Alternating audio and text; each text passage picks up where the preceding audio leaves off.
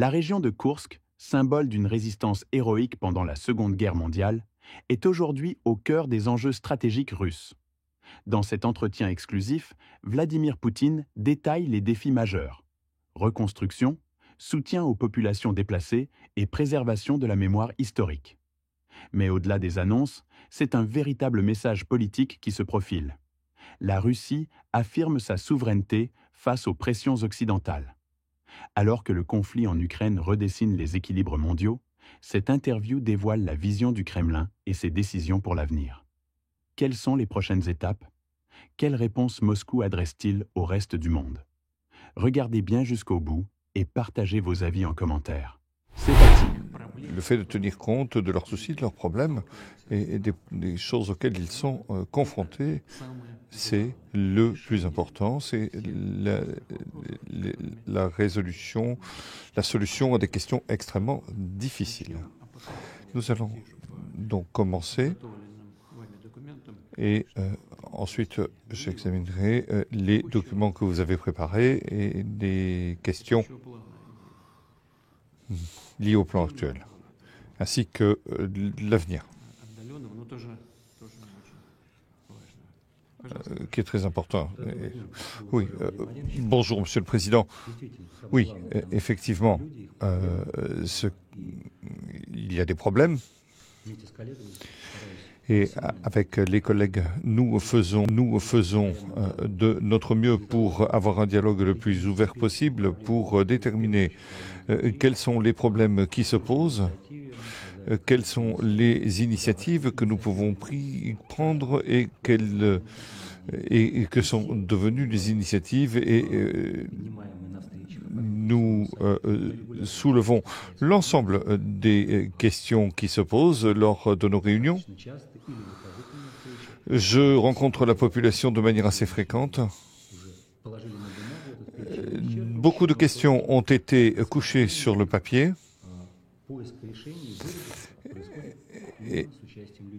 Et toutes les questions, nous tentons de les résoudre avec la participation de tout le monde.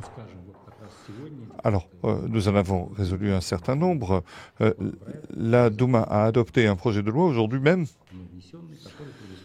qui prévoit le droit des citoyens au retour sur leur terre une fois libérée.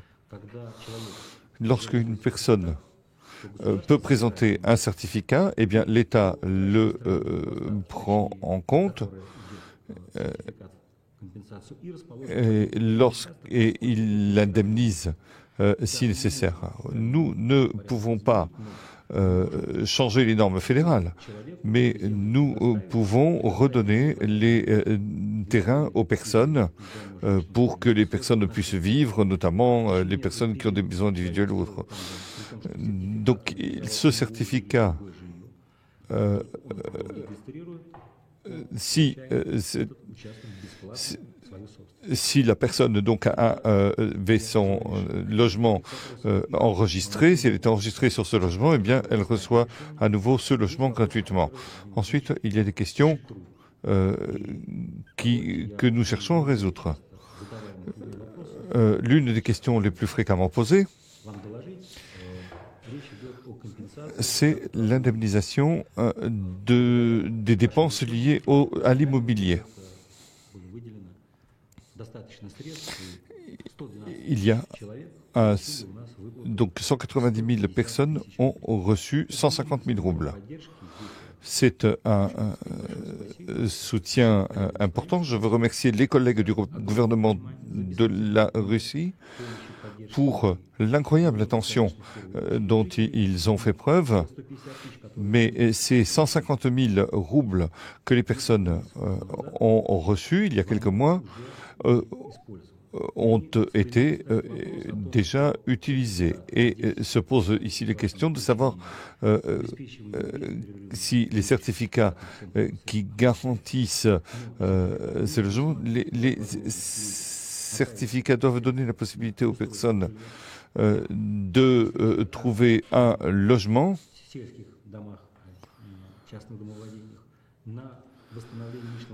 ou de reconstruire leur propre propriété. parce que certains ont perdu des biens, du bétail, de la volaille, des choses comme ça, notamment donc les personnes qui travaillent la terre. C'est toute leur vie. Et ici, nous devons...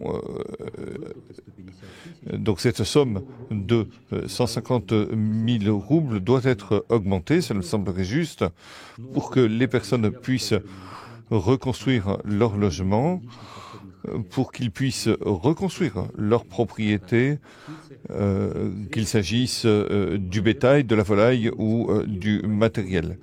Et il serait juste que les personnes puissent retourner chez elles avec ce certificat.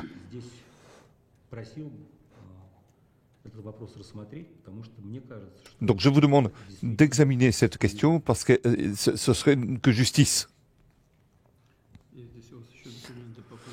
Oui, il y a les documents pour la restauration de l'ensemble des biens près des frontières. Oui, Monsieur le Président.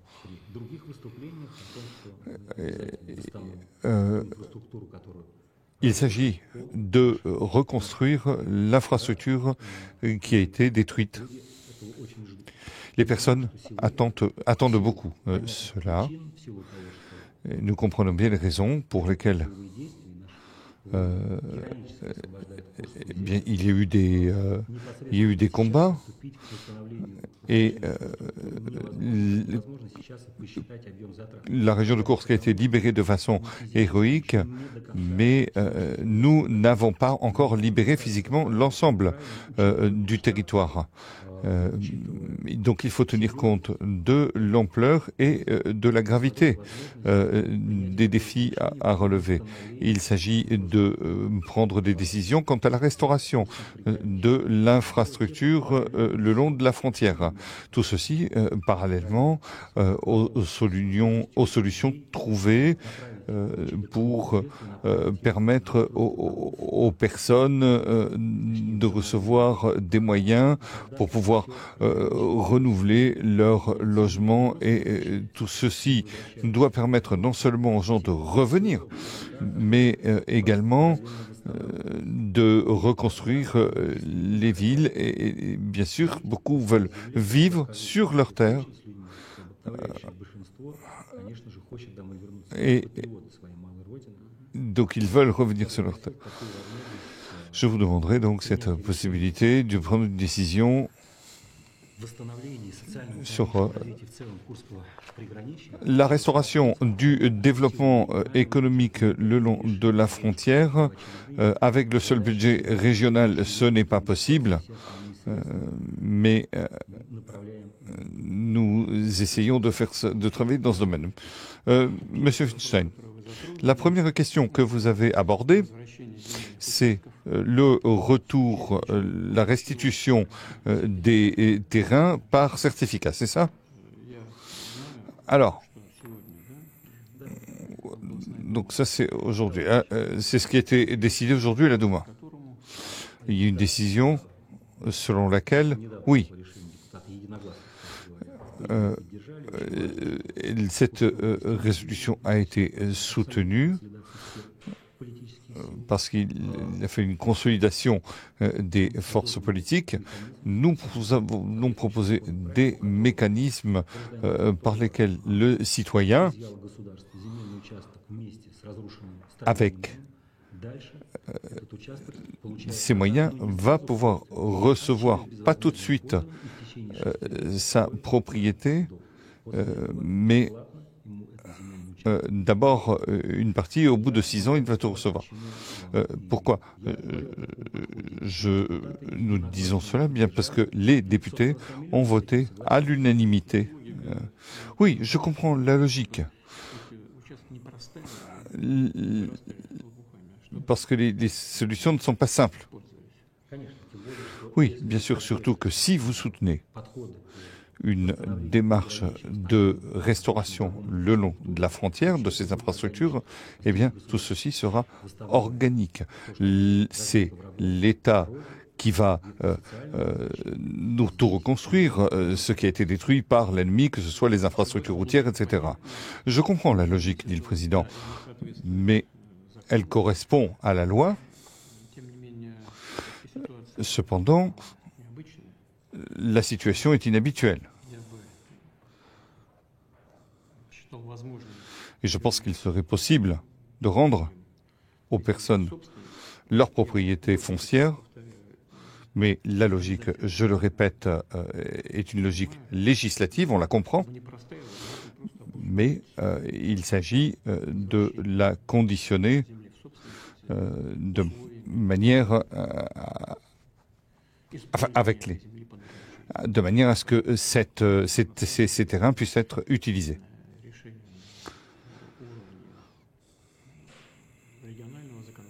Tant au niveau régional et au niveau de la législation régionale. Nous sommes en contact avec les députés et avec les personnes qui pourraient rendre la propriété de cette terre, restituer ses propriétés foncières, et ceci peut se régler en partie au niveau régional et également au niveau fédéral. Nous le ferons et nous irons dans cette direction. Ça, c'est la première chose. Maintenant, pour ce qui est des programmes, de la restauration des infrastructures sur la frontière. Nous sommes tout à fait d'accord. Nous en avons discuté avec des collègues, avec le gouvernement de la Fédération de Russie. Ce programme de restauration est déjà en cours d'élaboration. Nous allons consulter les collègues et nous allons en discuter. En fin de compte, la question la plus sensible, ce sont les indemnisations complémentaires pour ceux qui ont perdu l'immobilier. Je crois qu'il y a 120 000 personnes qui ont reçu 150 000 roubles. Là aussi, je suis d'accord avec vous pour dire que cela ne suffit pas. Et je demande au gouvernement de travailler étroitement sur cette question et pour prendre des décisions complémentaires. Merci beaucoup à vous. Je suis convaincu que cela est juste et que ce que les personnes ont gagné et ont accumulé pendant des années, eh bien, ils vont pouvoir le récupérer. Merci de cette décision. Et nous allons travailler à résoudre et à mettre en œuvre ce programme. J'ai pensé que il serait correct de ne pas attendre l'entière libération de tout notre territoire pour ne pas perdre de temps. Dès qu'il sera possible de se rendre sur place en toute sécurité, eh bien, je pense que nous pourrons préparer les choses, si c'est possible. À partir de ce que nous vous avons transmis, eh bien, c'est un programme qui va me permettre de travailler. Oui, cette année même. Oui, dit le président, oui, cette année même. Et je vais demander au gouvernement de faire en sorte que ce programme soit préparé avec vous, avec votre équipe qui travaille à Korsk. Oui, et bien sûr avec la population. Ce sont des personnes qui apprécient notre travail. C'est pourquoi toutes les décisions doivent être prises avec les personnes concernées. Oui, nous allons poursuivre. En restant en contact. Exactement. Nous avons l'intention de travailler ici. Les personnes doivent voir et comprendre qu'il s'agit de former les choses. Et si vous me le permettez, j'aimerais poser quelques questions liées à comment nous allons mettre en œuvre ces décisions en particulier. Et j'ai dit que nous allions le faire sans interruption grâce à l'adoption de ces certificats. Mais le problème, c'est que le volume de construction de logements est beaucoup plus bas que il ne correspond pas aux besoins. Et aujourd'hui, ce n'est pas réaliste. Et c'est pourquoi j'ai demandé un soutien. Avec le ministère du Logement en Russie, nous avons prévu un programme pour des petites maisons, des maisons à peu d'étages, des cottages. C'est important. Pourquoi? Parce que les personnes qui ne peuvent pas attendre la réalisation du certificat aujourd'hui, eh bien, elles ne sont pas toujours prêts à se retrouver en ville. Et c'est parce que beaucoup sont dans l'agglomération de Kursk. Et nous proposons donc de leur permettre de réaliser dans la région de Kursk elle-même la possibilité d'avoir un logement analogue à celui qu'ils avaient. Oui, très très bonne décision. Merci beaucoup. Et je voulais dire que j'ai commencé mon travail il y a exactement 2 mois et depuis, en un délai très court, j'ai pu voir l'héroïsme de ce peuple qui vit sur cette terre qui est sans interruption la terre historique, la terre héroïque, une terre légendaire. Et en 2032, Kursk commémorera son millénaire. Et elle a défendu les frontières de notre pays et elle continue de le faire aujourd'hui comme jamais. C'est une région aux avant-postes. Nous voyons et nous comprenons comment les habitants se sont battus contre et se battent contre le néonazisme. Donc, conformément à votre décret, nous avons travaillé et j'ai proposé de reformater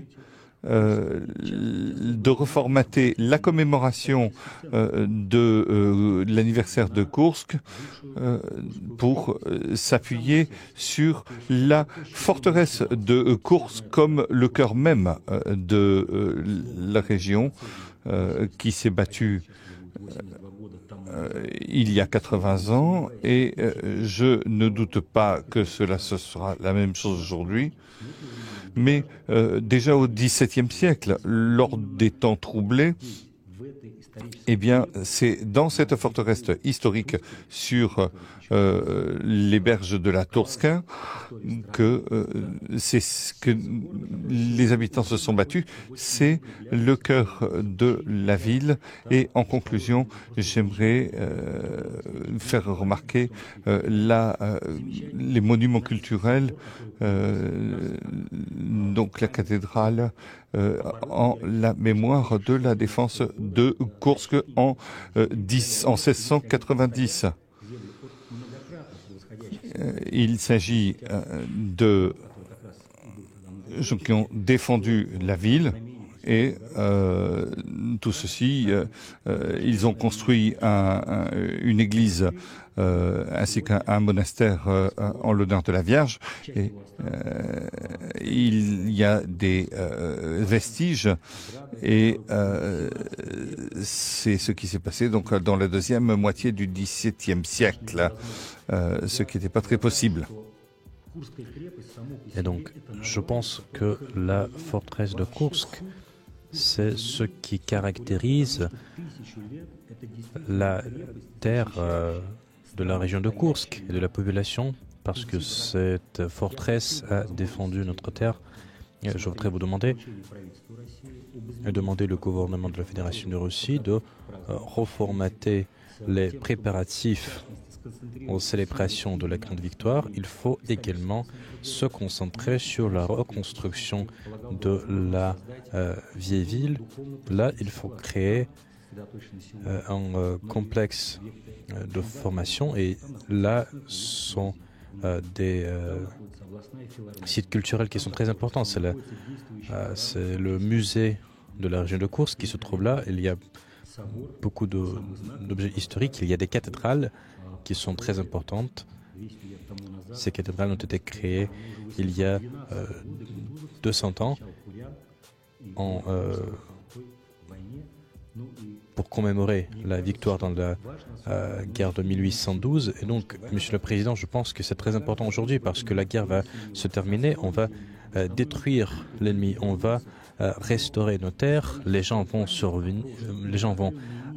revenir, mais il faut préserver notre histoire, il faut restaurer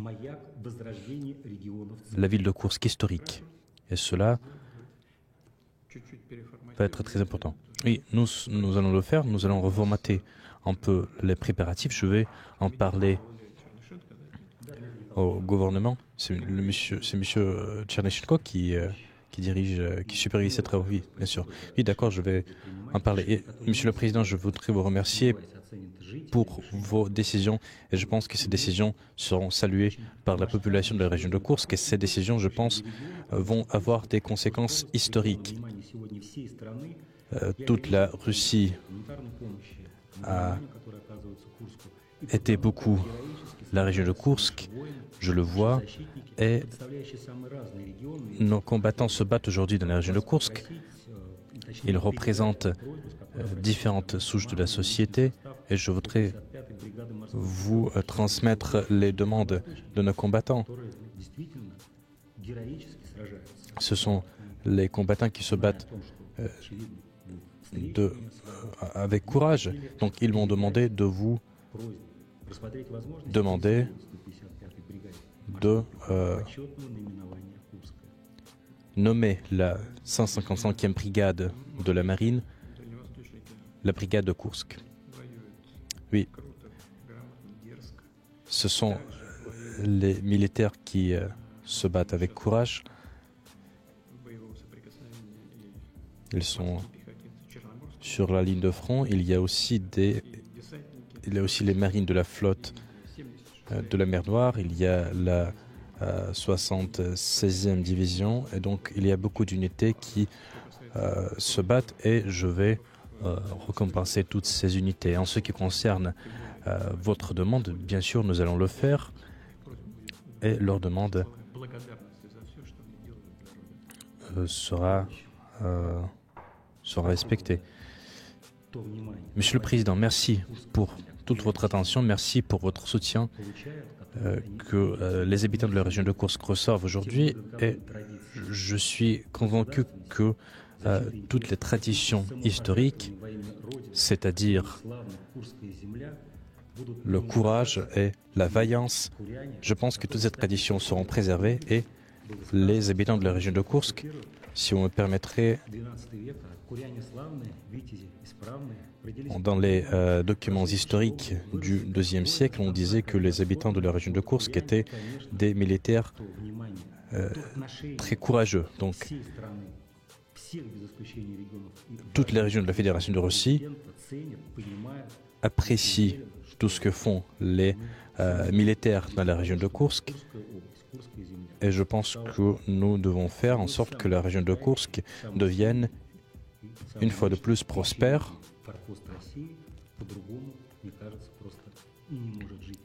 Et je pense que cela en sera ainsi. Oui. Bien sûr, tous les habitants de la région de Koursk, ils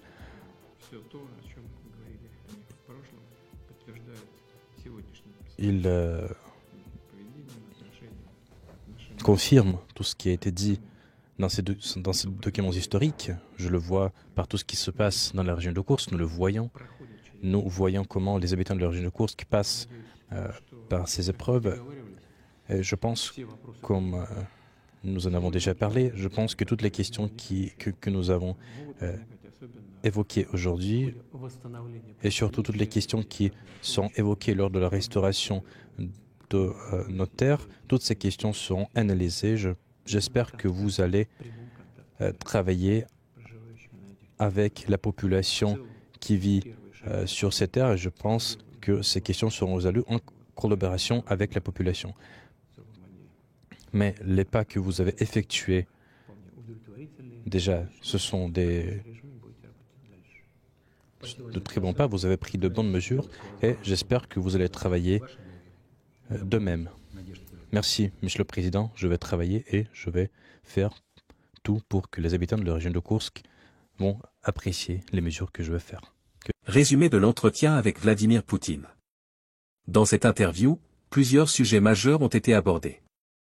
Petit losange bleu, mémoire et identité historique, la région de Koursk est un symbole de résistance, et sa forteresse doit être au cœur des célébrations du millénaire en 2032. La restauration des monuments culturels et des cathédrales est essentielle pour préserver l'héritage historique. Petit losange bleu, reconstruction et soutien aux habitants, malgré la libération héroïque de la région, des défis restent à relever. L'État doit augmenter les indemnisations pour les personnes ayant perdu leur logement, et un programme de reconstruction de maisons individuelles est prévu. Petit losange bleu, retour des citoyens et droit à la propriété, une loi a été adoptée pour permettre aux habitants de revenir sur leurs terres après leur libération. L'objectif est de garantir à chacun un logement ou la possibilité de reconstruire sa propriété. Petit losange bleu, sécurité et défense, la brigade de Koursk pourrait être renommée en l'honneur des combattants. Poutine insiste sur l'importance du courage et du rôle stratégique de la région face aux défis actuels. Petit losange bleu, développement économique, un plan est en discussion pour revitaliser l'économie régionale, en particulier dans les zones frontalières, avec un soutien accru aux infrastructures et aux industries locales. Bull et vous, que pensez-vous des décisions annoncées par Vladimir Poutine? La Russie est-elle sur la bonne voie pour préserver son identité et sa souveraineté face aux défis actuels? Réagissez dans les commentaires. Chers abonnés, je vous remercie sincèrement pour votre fidélité et votre soutien continu. Si vous appréciez le contenu que nous créons, pourquoi ne pas aller encore plus loin en devenant membre de la chaîne? Cliquez simplement sur le lien en haut à droite pour soutenir financièrement notre chaîne. Votre adhésion nous permet de financer la production de nouveaux contenus passionnants et de toujours améliorer notre offre pour vous. Merci de faire partie de cette aventure.